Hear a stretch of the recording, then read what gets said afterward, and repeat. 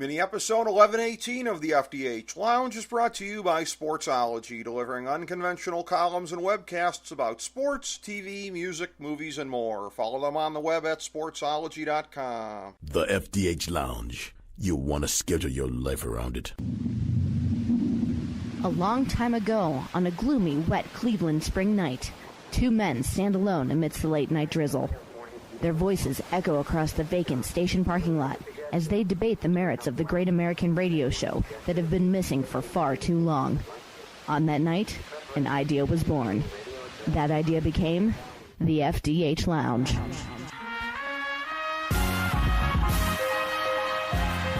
Welcome to the FDH Lounge. Welcome to mini episode 1118 of the FDH Lounge. This is FDH Managing Partner Rick Morris here with our preview of episode 4.10 of Billions. Here's our top 5 developments heading into this week's episode. Number 5. Anything is within reach of these characters, apparently. Rerouting a poop train to the doorstep of the U.S. Attorney General.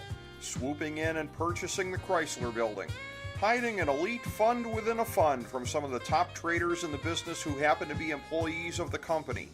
This show should never be mistaken for a documentary, but last week the characters were displaying omniscient powers all over the place. It's more soap opera, less reality, and it will be interesting to see if this development continues in the season's stretch run. Number 4. Just as Taylor's critiquing Bobby for going soft in his defense of Rebecca, the same situation risks happening at Mace Capital. It doesn't seem to be a merely casual fling between Taylor and Lauren, which risks dropping an undisciplined element into a firm that strives to be ruthlessly disciplined. Also, Taylor's CFO is giving hints that she'd like to be hitting that also, so the boudoir suddenly looms as a wild card in the firm's operations. Number 3. The flagship fund stirs up strange chaos at Axe Capital. We're rarely critical of storylines on this show, but this development feels like one that was thought of well into the season in the writer's room and grafted onto existing developments. Would Taylor have really kept this troublemaking option in the back pocket for this long? At any rate, it established Bonnie as a real force to be reckoned with and put her and Dollar Bill in an F-Buddies situation that can't help but be awkward for both down the road. It was an interesting, if unlikely, way to get from here to there. Number 2. Chuck goaded Connerty about being the inferior student once too often.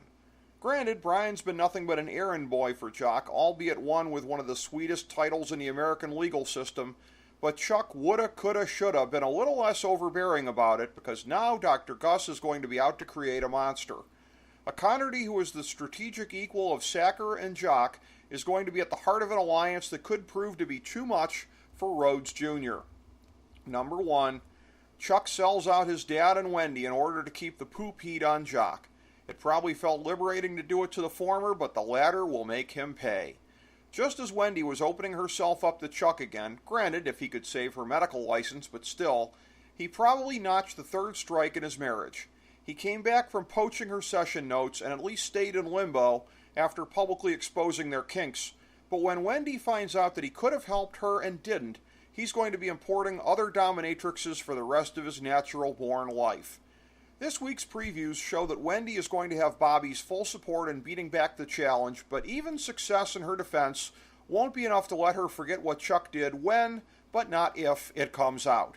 This season is certainly building up to quite a climax. Thank you for joining us for this mini episode of the FDH Lounge. As we bring the show to a close, we would like to extend our deepest gratitude to NBC, CBS, ABC, Fox, all Clear Channel affiliates, TNT, TBS, USA, UPN, Deadspin.com, YouTube.com, YTMND.com, MySpace.com, various blogs, Fox News, CNN, CNBC, MSNBC, IamBoard.com, Billboard.com, Google.com, ESPN, ESPN2, ESPN News, ESPN Classic, NBA TV, NFL Network, Sports Time Ohio, Athlon Magazine, Comedy Central, Cartoon Network, The Boomerang Channel, QVC, BET, The Spice Channel, Steno Notebooks, Manwich, Papermate Office Supplies, waitresses, strippers, bartenders, garbage men, janitors, microwave popcorn, the writers of The Office, Scrubs, Entourage, My Name is Earl, Oz, Metalocalypse and the Boondocks, Aquafina, and the periodic table of elements.